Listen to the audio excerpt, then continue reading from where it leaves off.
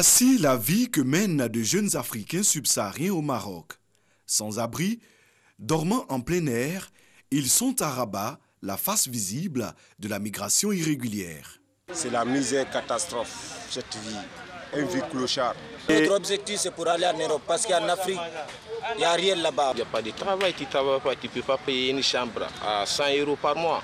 Nous sommes obligés maintenant de dormir ici dans ces jardins avec les frères et à l'harmonie, on oublie les restes.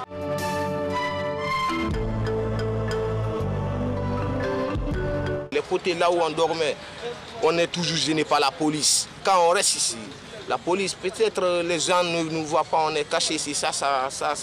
C'est pourquoi on est là, quand on est là, il n'y a pas de... Même ici, des fois, ils viennent, ils nous dérangent ici. Parce que nous avons dit que nous sommes devenus nuisibles pour eux ici maintenant. Après avoir tenté d'entrer sans succès en Europe par la mer Méditerranée ou par les barrières de sécurité entre l'Espagne et le Maroc, les voilà livrés à eux-mêmes dans ce jardin public de la capitale marocaine. Dans ce jardin où nous vivons, nous dormons dans l'hiver, nous sommes ici. Pour manger, c'est pas facile, nous demandons dans les rues. Le seul boulot que nous faisons ici, on sort, on commande. Ceux qui ont la bonne volonté, ils nous donnent. Et ceux qui n'en ont pas, ils passent. C'est comme ça on suit ici, les 1 dirham, les centimes, les 2 dirhams, les 10. C'est ce qu'on garde un peu pour juste économiser comment manger. Il peut faire 4 jours, 5 jours, une semaine, d'autres même jusqu'à 1 mois sans se laver. Le parcours pour arriver au Maroc n'a pourtant pas été de tout repos. Le désert qu'on a traversé, ça c'est un grand risque. Il y a d'autres qui ont marché sur le désert une semaine. Il y a d'autres qui ont perdu la vie là-bas. Ceux qui ont eu la chance se sont retrouvés ici. Et ce n'est pas fini. La Méditerranée qu'on doit traverser comme ça, on la traverse illégalement. Ce n'est pas dans les bateaux. C'est des sodiacs, c'est des trucs gonflés. Avec un petit aiguille, ça se perce. Vous perdez tous votre vie. Braver toutes sortes d'obstacles pour finir dans cette misère. Au pays, je travaille. Ici, je ne travaille pas. Le temps que j'ai perdu ici, est-ce que je peux récupérer ça aujourd'hui? Je ne peux pas. J'ai pris à mes frères qui n'ont pas pu venir ici d'oublier ces choses-là. Cette bombe claque aventure-là, oublie ça mes frères. Partout tu vas gagner ta vie. Ces migrants ne se sont certainement jamais imaginé un tel scénario. Nous sommes trop souffert au Maroc ici. Est-ce que vous êtes prêts aujourd'hui à retourner au pays si on Non, nous ne sommes pas prêts. Si on se retourne au pays, on va être des rébellions. On va être des rebelles.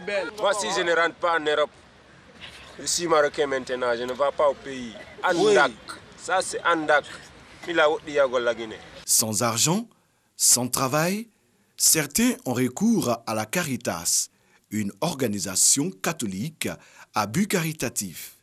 Mais ici aussi, les responsables semblent dépassés par le flux migratoire. Moi, j'étais en Europe, tu vois. Moi, ils m'ont rapatrié de l'Allemagne. Je suis arrivé en Côte d'Ivoire, je suis revenu au Maroc encore pour repartir, tu vois. Je n'étais pas là pour rester ici. Mais je suis resté ici maintenant, mon argent est fini, tu vois. Je n'ai rien. Donc maintenant, il faut les gens qui vont nous aider, qui vont nous soutenir, donner le logement. Maintenant, les gars nous laissent aussi. Donc, on est livrés à nous-mêmes, on est obligé de faire n'importe quoi ici. Je remercie Dieu, m'ont donné un rendez-vous demain par rapport à mon logement. D'autres migrants essaient de se prendre en charge. C'est le cas de Patricia. Elle est tresseuse et vendeuse de produits de beauté à la Médina de Rabat.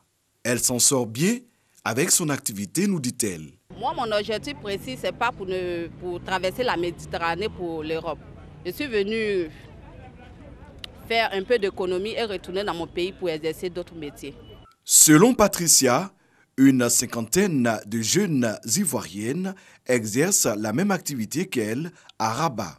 De mon point de vue, l'Europe n'est pas une terre promise. Ce n'est pas la peine de risquer sa vie dans la mer, parce que c'est vraiment un très grand risque. La Méditerranée, ce n'est pas une piscine ni une plage. Elvis est le président de la communauté des Ivoiriens de Rabat. Chaque année, nous indique-t-il, environ 500 Ivoiriens arrivent au Maroc. Les Ivoiriens qui viennent ici, quand ils sont dans ce genre de lieu, on les enlève là pour les mettre dans un foyer. On leur propose 2 choix. Parce que traîner ici, c'est ternir l'image de la Côte d'Ivoire. Donc on leur demande soit de rentrer au pays, ou soit de s'intégrer. Mais en s'intégrant, c'est de travailler. Donc on discute avec des entreprises qui sont organisées, on leur présente seulement, on leur demande leur passeport, puis bon, on les fait travailler jusqu'à ce qu'ils aient 2-3 sous pour pouvoir rentrer en Côte d'Ivoire après. Si certains migrants acceptent de rentrer au pays, le retour n'est pas envisageable pour la plupart. Je n'ai pas envie de retourner en Côte d'Ivoire avec la bouche percée. Je préfère mourir dans la mer d'abord on devant mes parents. C'est un peu ça. Réussir ou mourir, telle est la résolution lourde de conséquences prise par ces jeunes Africains. Autant dire que le phénomène de la migration irrégulière, avec son lot de morts, n'est pas prêt de s'arrêter de sitôt.